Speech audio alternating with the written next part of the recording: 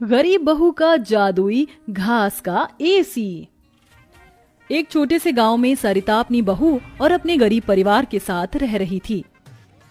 बेटा, आज हमें ये रात को सारा काम खत्म करना होगा, कल ये सारा ऑर्डर का सामान जाएगा। माँ, मैं तो कोशिश कर ही रहा था लेकिन घास ही खत्म हो गई। अब आप ही बताओ ना, मैं क्या करूँ? हमारे पास और कोई चारा नहीं है, हमें जंगल से और घास काट कर लानी होगी। इस समय जंगल में जाने का फायदा नहीं है, कभी भी कुछ भी हो सकता है। जंगली जानवर रात के समय ही बाहर निकलते हैं। अजय बिल्कुल सही कह रहा है बहू। अरे माँ जी, हम 2 लोग अगर जाएंगे तो कोई जानवर पास नहीं आएगा और फिर इतनी जल्दी कोई जानवर हमला नहीं करता। हमें ये ऑर्डर कर देना है, आप ये भी तो सोचिए। लेकिन बहू। माँ जी, आप चिंता मत कीजिए, कुछ नहीं होगा, बस आप बच्चों के पास ही रहना और उनका ख्याल रखना। अगर ये ऑर्डर नहीं गया तो बच्चों के लिए हम गर्मी से बचने के लिए कूलर भी नहीं खरीद पाएंगे। सरिता की बहू भाविका और उसका बेटा, वो तीनों घास से पंखे कूलर बनाने का काम किया करते थे, इसलिए उन्हें घास की जरूरत पड़ती थी। वह आधी रात के समय जंगल में जाते हैं। भाविका, जरा से भी हलचल हुई तो मुझे बता देना, कभी भी कुछ भी हो सकता है। ठीक है जी, मैं आपको बता दूंगी। अजय और भाविका दोनों ही जंगल में घास काट रहे होते हैं, तब उन्हें झाड़ियों से आवाज आने लगती है। क्या तुमने भी वहाँ से कोई आवाज सुनी है? हाँ जी, मैंने भी सुनी है। मैंने तुम्हें कहा था ना, इस समय आना ठीक नहीं है। चलो देखते हैं उधर क्या है। भाविका और अजय झाड़ियों के पास जैसे ही जाते हैं, उन झाड़ियों के पीछे से एक आदमखोर भेड़िया निकलता है। भाविका, भागो यहाँ से, यहाँ पर तो बहुत खतरनाक भेड़िया है। अजय और भाविका दोनों अपनी जान बचाकर भागने लगते हैं। अजय, अब हम लोग क्या करें? कहीं भेड़िए ने हमें खा लिया तो? रुकना मत, बस भागती जाओ। भागते भागते वो दोनों जंगल से किसी तरह बाहर निकल आते हैं और भेड़िया उनका पीछा छोड़ देता है। जान बची तो लाखों पाए, लौट के बुद्धू घर को आए। रास्ते में चलते हुए आधी रात के समय उन्हें गांव के एक कूड़े के ढेर के पास एसी पड़ा हुआ नजर आता है। अरे देखो जी, यहाँ पर एसी पड़ा है। अरे पता नहीं किसका होगा, चलो यहाँ से चलते हैं। मुझे लगता है किसी ने ऐसे ही डाल दिया होगा। मैं तो कहती हूँ इसे लेकर चलते हैं। भाविका अजय को एसी ले जाने के लिए मना लेती है, जिसके बाद वो दोनों उस एसी को घर ले आते हैं। तुम दोनों तो घास लेने गए थे, ये क्या लेकर आ गए हो? ये हमें रास्ते में पड़ा मिला। जब हम कूलर पंखे बना लेते हैं तो एसी भी बना सकते हैं। इस खराब एसी को छोड़ो और ये बताओ, क्या तुम घास लेकर आई हो? सरिता के ये बोलने के बाद जंगल की दुर्घटना के बारे में दोनों बताते हैं, जिसे सुनकर सरिता हैरान रह जाती है। अच्छा, इसका मतलब बहुत बड़ी मुसीबत से बचकर आए हो तुम दोनों, और साथ में ये कचरा उठाकर ले आए। वह तीनों बहुत ज्यादा परेशान हो जाते हैं। कल का ऑर्डर पूरा करने के बाद उन्हें कुछ पैसे मिल जाते, लेकिन घास न होने की वजह से उनका ऑर्डर पूरा नहीं हो पाता और वह ऑर्डर कैंसिल हो जाता है। अगले दिन उनके टूटे फूटे घर के अंदर धूप की किरणें आने लगती हैं, जिससे बहुत ज्यादा गर्मी हो जाती है। हे भगवान, कितनी गर्मी लग रही है, घर में पंखा भी नहीं चल रहा है। मुझे भी बहुत गर्मी लग रही है। पिताजी, हमें बहुत गर्मी लग रही है, हमारे घर में एक पंखा भी ठीक से नहीं चलता। बेटा, थोड़ा सा सब्र रखो, कुछ दिनों में मेरे पैसे मुझे मिल जाएंगे तो मैं घर के अंदर एक अच्छा सा पंखा लगवा दूंगा। हमारा वो ऑर्डर तो कैंसिल हो गया, लेकिन सुबह में घास ले आई थी मैं। चलिए गांव वालों के कूलर और पंखे में घास लगा देते हैं, उससे कुछ तो पैसे आएंगे।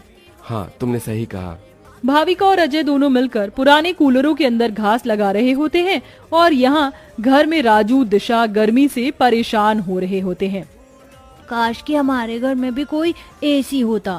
तभी दिशा की नजर उसके पिता के लाए हुए एसी के ऊपर पड़ती है। अरे राजू, जरा इसे देखो, लगता है पिताजी हमारे लिए एसी लेकर आए हैं, पर उन्होंने ये एसी अभी तक क्यों नहीं लगाया? क्योंकि ये एसी खराब है, बस इसीलिए। कल रात तुम्हारे माता पिता को ये कूड़े करकट में मिला था। ये सुनने के बाद राजू इस बात से तो खुश होता है कि उसके पिताजी पुराना ही सही, कम से कम एक एसी तो घर पर लेकर आए।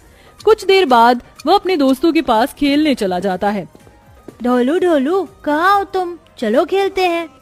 आज मैं नहीं आ सकता, बहुत गर्मी है और इतनी गर्मी में मेरा मन नहीं कर रहा है आने का, क्योंकि मेरे घर के अंदर एसी लगा हुआ है। मैं उसकी ठंडी हवा में ही बैठना चाहता हूँ। क्या कहा? तुम्हारे घर के अंदर भी एसी है? हाँ, और हमारा एसी बहुत अच्छा चलता है। बहुत ठंडा कर देता है घर को। राजू यह सुनकर बहुत खुश होता है। वह वापस अपने घर पर आता है और अपने पिता से कहता है, पिताजी पिताजी मेरे लिए एसी ठीक कर दीजिए, बहुत गर्मी होती है घर के अंदर, मेरे सभी दोस्तों के पास एसी है। राजू बेटा, मैं एसी ठीक करने वाला नहीं हूँ। कहीं मुझसे एसी खराब हो गया तो ज्यादा पैसे चले जाएंगे उसे ठीक करवाने में। अरे पिताजी आप तो एक्सपर्ट हो, आपको तो सब कुछ आता है, आप एसी को भी ठीक कर दोगे मुझे पता है। राजू के कहने पर अजय एसी को ठीक करने की कोशिश करता है। अजय को लगता है कि उसके ठीक करने पर एसी ठीक हो गया होगा, लेकिन एसी ऑन होते ही उसके अंदर से धुआं निकलने लगता है। ये क्या हो गया, लगता है ये एसी खराब है, फेंक दो इस एसी को। राजू गुस्से में ऐसा कहकर चला जाता है, जिसके बाद उसे इस तरह देखने से उसके दोनों माता पिता परेशान हो जाते हैं। हमें हमारे बेटे के लिए एक एसी तो बनाना चाहिए। भाविका और अजय दोनों अब सारे काम छोड़कर उस एसी को ठीक करने में ही लग जाते हैं। वह उसकी ठंडी हवा खाने के लिए उसके चारों तरफ हरी घास लगा देते हैं, जिससे कि उस एसी की हवा और भी ज्यादा ठंडी हो जाए। चलो अब एसी तैयार है, इसे चलाकर देखते हैं। भाविका जैसे ही घास का एसी चलाती है, अचानक से उस एसी के आंख नाक मुंह बन जाते हैं। क्या बात है, तुमने तो मुझे बिल्कुल नए जैसा बना दिया है, लेकिन समझ नहीं आ रहा कि तुमने मेरे ऊपर ये घास क्यों लगाई है। एसी को बात करते हुए देख वो सभी डर जाते हैं। अरे हाँ सॉरी, मुझे माफ करना, मैं अपने आप को इंट्रोड्यूस करना भूल गया।